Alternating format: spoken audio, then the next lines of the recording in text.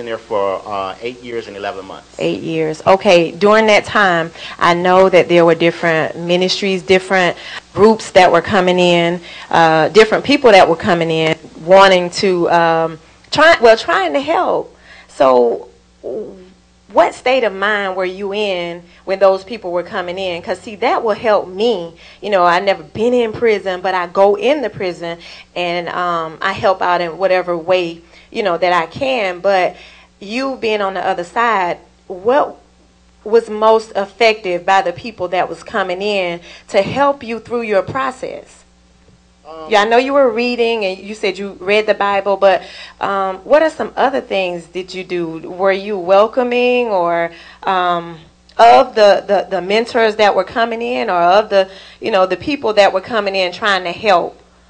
Well, most institutions, they always create programs where you can be involved. They had the drug program, and then there's your standard, you know, your chaplain and your church services. Right. And almost every night of the week, the chaplain and the services was there for you.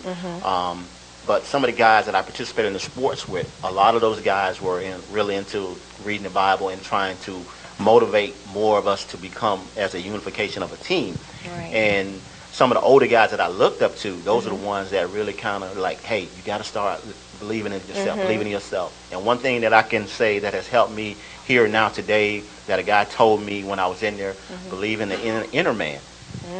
And, you know, when I started realizing I didn't have to depend on my friends, my homeboys, and the officers, just continue to believe on who's speaking inside to me, and that's where I have been.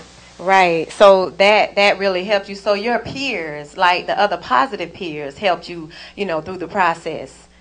Yes, ma'am. Okay. There was an older guy. He would always have church service every night that we couldn't go to the chapel. He would have it in his room. Okay. And you'd be amazed at how many people would be just sitting around, just wanting to hear the word. But a lot of us was afraid to get into the word because we thought of, oh, they're going to think they soft. They're depending on God to help them through their time. But it wasn't. It was just that moment where you can humble yourself and realize, hey, I can walk by myself and do this. Right. I don't really need my homeboys. I don't need a crowd with me. I can just do this.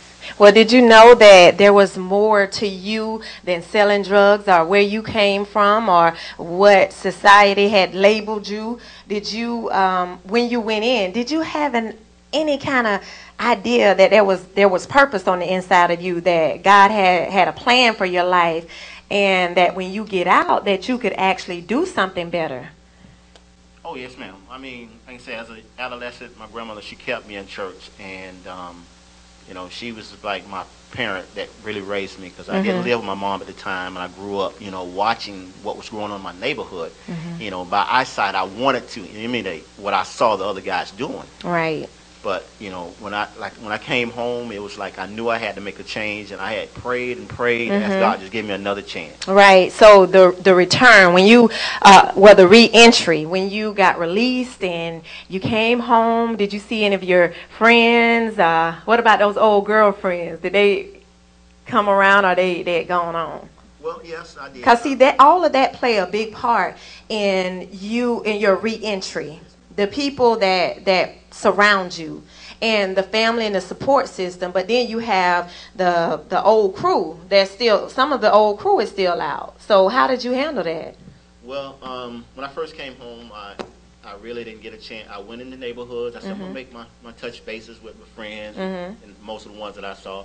And I saw some of the same ones doing some of the same things, and I was thinking to myself, you know, how many of them going to look at me and say, well, wow, he's just going to be just like the rest of them. To this day, I still have a few of them. They call me Green. I said, well, I'll be green, but call me free. All right. You know, so. Hey, that's awesome. Yes. And, you know, and it really touches my heart when I see a lot of the people that come up to me, you know, and they'll say, man, you know, you must have just came home. And I'm like, no, I've been home 11 years. Wow. You know, and they were like, really? Really, wow. Yeah. So you pretty much have a successful reentry. What are you doing now? Currently I'm working with McDonald's. I've been with McDonald's for 6 years. I'm working at one of the locations out on Mahan. I've worked throughout most of the McDonald's. I've done various things with the company, management, training. I'm I'm trying to stick with a company that I know is growing because I want to grow. Right, right. And that's the thing, because you have to keep going. You know, it's all about the now. That's what I believe in. You can't just say, okay, well, I've made it 11 years, so I can just slack off. No, it's a daily walk. And I tell some of the ladies, it's a process. Don't think it's going to be easy. You have to go through the process. And you think it's hard and you're ready to get out of here, but it's even harder out. You know, because now you're responsible for yourself. You're responsible for your own spiritual well-being. There's nobody that's going to be out that's going to make you go to church. You know you need to feed your spirit. You know you need to get the word and surround yourself with good, positive people. And so that's one of the things by being a mentor and a volunteer in the prison system is to encourage them, look, hey, when you get out, let's keep this thing going, because that's where the true test is going to come. And I love it when I see Mr. Barnes, I mean, a true testament of what God can truly do. I mean, turn his whole life around. He's working. You have a family. Tell us a little bit about that. Yes, I have well, my fiance. She got frustrated with me tonight. She was like, well, why we couldn't go with you? I said, I really don't know how this is going to turn out. I said, but I'm going on faith to give I feel blessed to be able to just speak, you know, because Brother James had talked to me about this some months ago, and I was like, oh, no, I really don't want to get out of it, because, you know, people get to judging you because you've been to prison. But I feel good being able to share myself tonight, because, you know,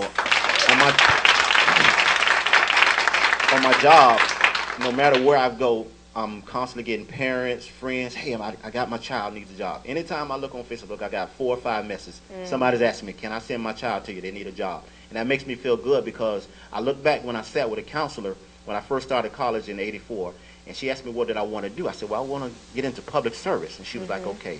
So here I am. I feel like I'm still in public service, but I didn't finish college. And, you know, anytime I can send somebody to another store and say, hey, can you help them get a job, or can you do this? I feel like that's a blessing that God has given me that I'm giving back to somebody else. Yes, yes. And it's definitely needed. And, you know, I really appreciate you sharing your testimony, because when I share my testimony, and it may not be as bad, but it's my testimony, you know, and it's what made me who I am today. You know, I don't have the testimony of being in prison or going to prison, but I do have the testimony of being a mom, you know, a sister, and a single mom who has made it through some things. And there's a lot of women that are incarcerated who are single moms. You know, a lot of them, their husbands left them as soon as they got locked up. They divorced them. And I hear that all the time. So, I mean, I love your testimony, and thank you so much for just sharing and being here on the Life in the Now broadcast. Hey, we thank y'all for joining us today, and we're going to have the Calvary Boys just take us on out of here.